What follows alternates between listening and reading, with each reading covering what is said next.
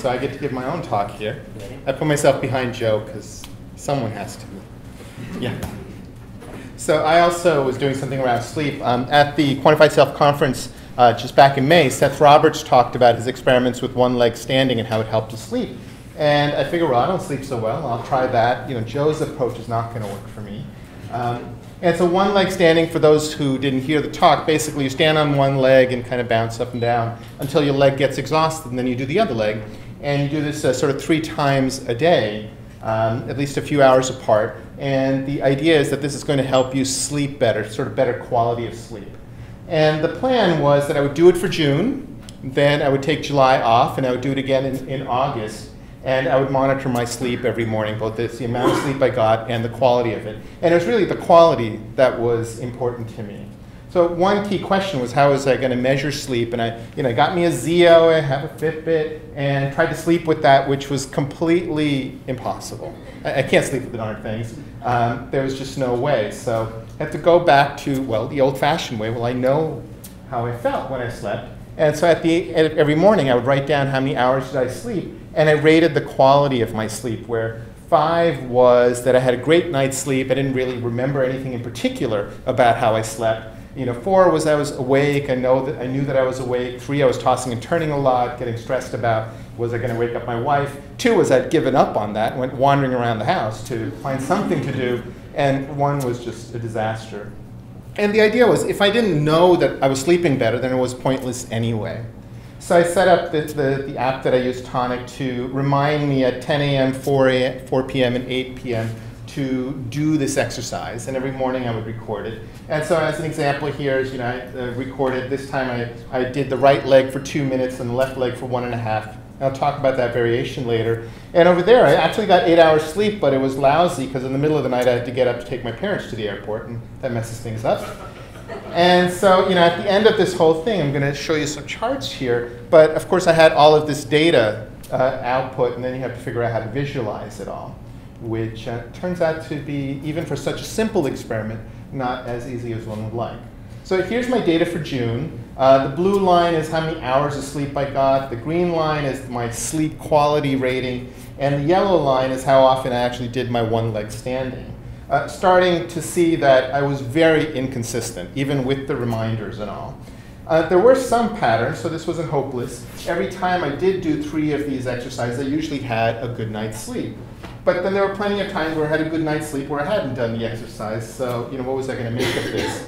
And on average, I wasn't sleeping all that well. So my mean score on my self-defined sleeping score was a 3.3. So that was June.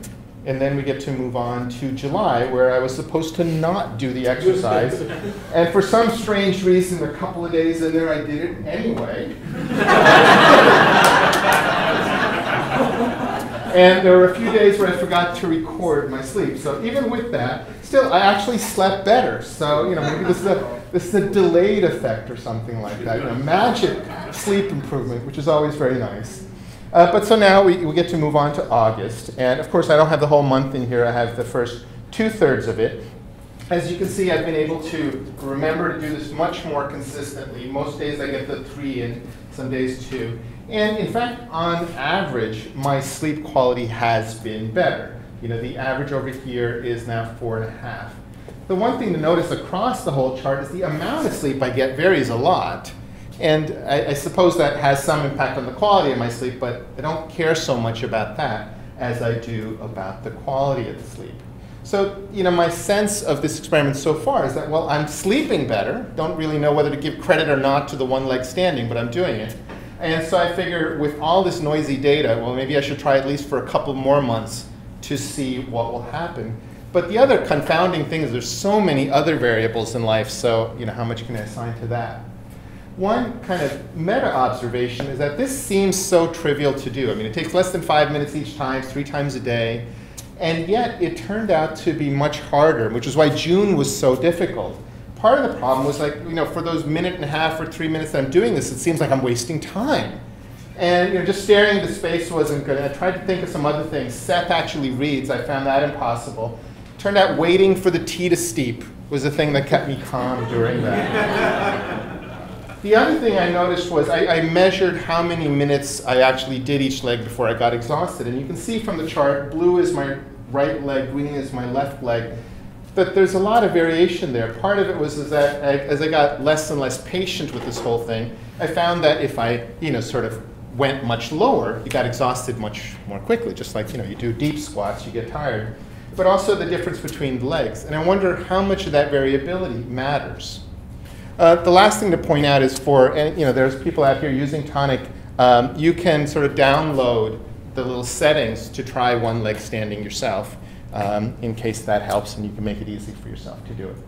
So there you go. My short talk was less than my 30 slides. Robin? So it seems like this is like 3 months. It's 3 months worth of data. Yeah, almost. So you've been like focusing your attention on your sleep basically every day for 3 months, and like recording the quality. Right. You said it wasn't obvious that something else was affecting your sleep other than the one leg standing.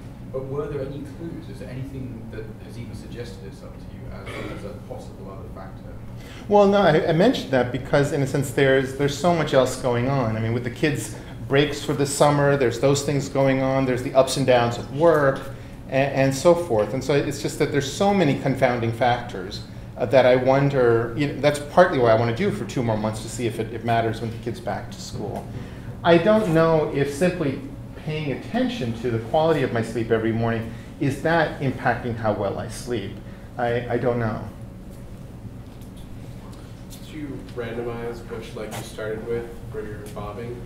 For the first month, I was actually keeping track of right leg, left leg, which one I started and then I found that even when I wasn't paying attention, that it was pretty random. So now I just pick a leg.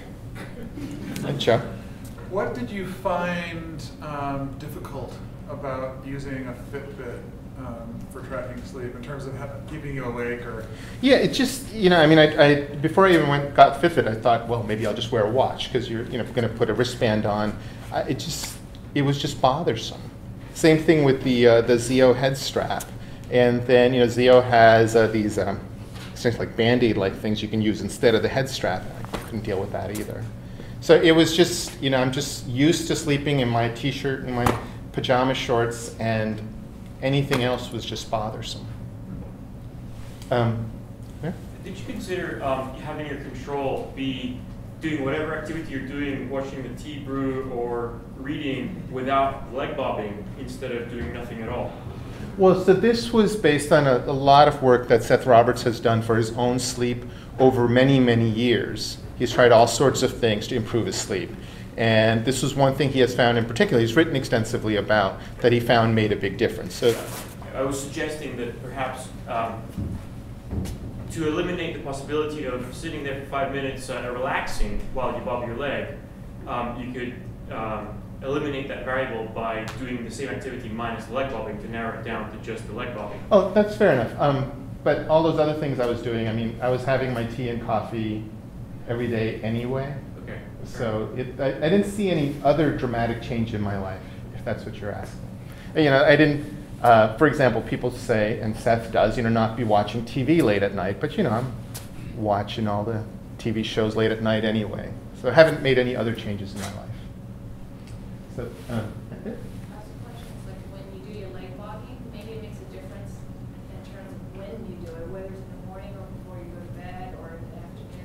Yeah, so I've tried to be consistent on that one, relatively. At least the timer goes off and reminds me when I'm supposed to do it. There is variation in that, because sometimes you're just in the middle of something, you're out doing errands and you can't do it at that moment. So that's one of the questions I have. There are all these other variations. Mark? How does your sleep quality track with waking quality, the other quality of life that you experience? So you're asking how does what I record for my sleep quality, how does that contrast to how sort of awake I feel? Yeah. It's a good question. I guess I haven't really thought about it. Maybe I'm in fact confounding the two. Whereas if I was using something like Zeo, even if I felt wide awake. Maybe it would tell me that I didn't sleep so well. It's possible. Yes? I think I unwittingly did your experiment because I have a standing desk, and that's actually a great way not to get bored with doing your emails. And you know, I stand at the desk for about 3 hours in the morning, and I stand on one leg and bob until it gets too tired, and then I do the next one, and back and forth until I don't want to stand anymore. But the one thing I wanted to say is, it doesn't seem like you should expect to get good results from this, because there's so many things that affect your sleep so much more than the small amount of exercise. I mean, do you run or bike? Because if you went biking that day, it would be, 100 times more. Yeah, so I agree with you. I mean, at first glance, this seems silly. The reason I decided to take it seriously and to give it a try is from the work that Seth has done. He's gone through a lot of different things. And so when he was saying that, through his experiences, if you sort of read through what he's done, that he's found that this is legit. And so I'm sort of taking his word at it as being legit enough for me to give a try. And since it was relatively painless, it's not so hard to try. So what do you recommend this for the awesome team to try and rescue their season? Well, they finally won, Matthew. It's got to be worth something. Rod? Yeah. What sleep quality do you expect or do you want to have? Because 3.3 doesn't seem that bad to me, but what do you want? You want 5? Or? Yes, I think 5 would be impossible, especially with a cat going in and out all night. But if I could at least get to sort of a consistant 4, that would be good. You're above that now. Yeah, so I was doing, but there was a period in there, I mean, in April and May, where it practically every night it seemed that, rather than toss around so much that I'd wake up my wife, I'd go off, someplace else in the house and read somewhere else. And I'd be up for maybe I'm on Joe's sleep cycle, where I'd be up for 2 or 3 hours in the middle of the night reading just to find something to do without waking everybody else up, which that seemed really bad. Right. But once you get to a consistent level, you can start tracking it, right? That's right. That's right. Rob? So far it looks like you do have an effect. Is that you're not sure because you want to check for another couple of months, but on balance it looks like there is some effect. On balance, it seems I'm sleeping better. So is that qualitatively enough to make you just want to adopt this practice? Well, so I found that as trivial as this practice seems to be, I find it hard to do. Well, it's too hard compared to the numeric benefit. Yeah. So if it wasn't that I had such noisy data that makes me suspicious of this thing, I probably wouldn't sign up for a couple more months of this. Well, in a sense, I'm only signing up for a month more because September's don't do it, and just track my sleep. And that conclusion that even this trivial little exercise is disruptive enough in life is worth sort of noting. I mean, as we've talked in many other things, we encourage all these wellness activities, and we tell people, well, how hard can it be to do? Well, it's not easy. Okay.